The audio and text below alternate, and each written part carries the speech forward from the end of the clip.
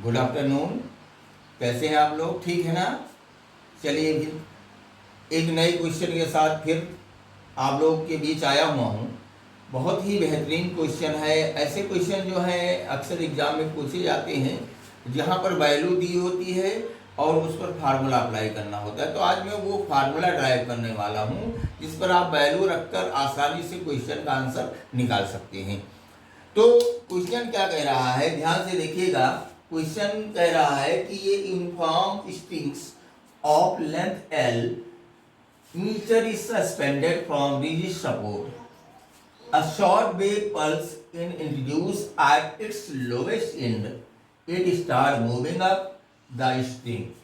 The time taken to reach the support is. ठीक है, ये क्वेश्चन है। तो देखिए कह रहा है कि ये मान लो एक रिजिड सपोर्ट है, ये एक रिजिड सपोर्ट है और यहां पर मैं एक स्ट्रिंग से दिखाने की कोशिश कर रहा हूं। ये स्ट्रिंग्स है और इसके लोअर एंड पर एक पल्स दिखा रहा है।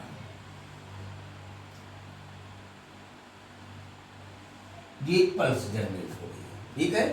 इसकी जो लेंथ है, टोटल लेंथ है L.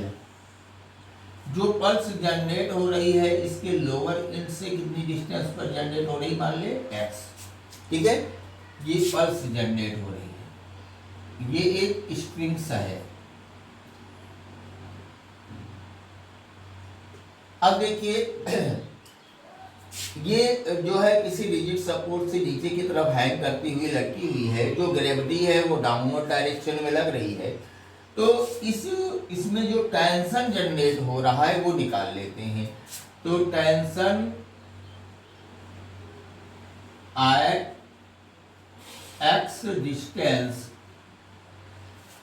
From lowest end, lowest end से एक्स डिस्टेंस पर टेंशन हो जाएगा T equal to mu G X, where mu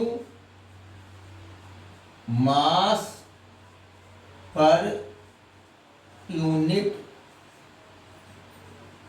length, mass per unit length, mass per unit length क्या है, म्यू है। अब यहां पर लिख लें, नेक्स्ट आता है वेलोसिटी। यहां कितना जनरेट होगा, velocity of transverse pulse, pulse. तो v इक्वल टू होता है under root t divided by mu. अब देखिए t की वैल्यू पता है आपको, टेंशन क्या है, mu G X divided by mu. Mu से म्यू कैंसिल हो जाएगा, यहां से मिल जाएगा आपको v की वैल्यू अंडर रूट जी एक्स, ठीक है। अब हम जानते हैं, देखिए v बराबर होता क्या है, v बराबर होता है D x by D T, ये होता है v। यहां से अगर टाइम की वैल्यू निकालें तो टाइम की वैल्यू यानी डी टी इक्वल टू हो जाएगा D X divided by V, ठीक है। v की वैल्यू पुट कीजिए, तो v की वैल्यू जैसे पुट करोगे यहाँ पर तो डी टी इक्वल टू, ध्यान दीजिएगा, d x upon under root जी एक्स, ये आ गया। चलिए देखिए इसका जो है t की वैल्यू निकालेंगे यहां से, तो इसका इंटीग्रेशन करना पड़ेगा, integration of D x upon under root ji X, ठीक है। यहां पर देखिए, ठीक है, यहां पर इस चीज को मैं यहां पर दिखाने की कोशिश कर रहा हूं। तो टाइम इक्वल टू आ जाएगा आपका, ये अंडर रूट जी को बाहर कर लीजिए, यहां पर आ जाएगा x की पावर -1/2 डी एक्स, और ये इंटीग्रेशन हो जाएगा। इसकी लिमिट कितना ले लेंगे, पूरी लेंथ कितनी है l, और x की वैल्यू कितना ले लेंगे, 0। चलिए तो t equal to 1 upon under root g, इसका इंटीग्रेशन करेंगे तो x की पावर -1/2 + 1 अपॉन 1/2 प्लस 1 ये आ जाएगा। इसका इंटीग्रेशन करने पर ये L से लेकर 0 लिमिट हो जाएगी। तो देखिए यहाँ बचेगा t इक्वल टू 1/√z, यहाँ बचेगा x की पावर 1/2/1/2 लिमिट L से लेकर 0। ये 1/2 ऊपर जाएगा तो t की वैल्यू आ गई 2। ठीक है, x की जगह पे अगर रख दे तो ये आ जाएगा 2।